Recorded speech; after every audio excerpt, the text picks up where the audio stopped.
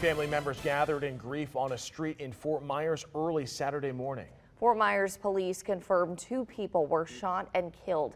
Annalise Iraola has the details and spoke with family members who were distraught and in disbelief after losing their loved one.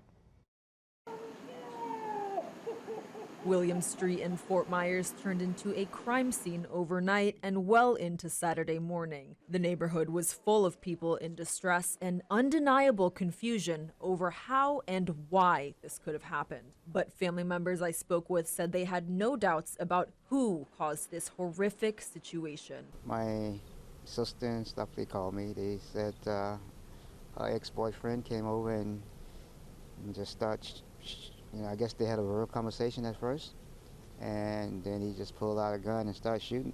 Jerome says the victim of this domestic violence shooting was his niece. Cousins of the victim told me her immediate family said she was sitting on this porch in the back of her house when her ex-boyfriend ambushed her in the dark around 3 a.m. in the morning. FMPD said when units responded and got to the area, they found a woman suffering from at least 1 gunshot wound. She was taken to the hospital where she later died from her injuries. Responding officers at the scene later tracked down the suspect. Glenn Thompson, the sergeant over the Fort Myers Police Homicide Unit. During a search for a suspect, K-9 units along with the Lee County Sheriff's Office Aviation Unit was able to locate a person behind another house.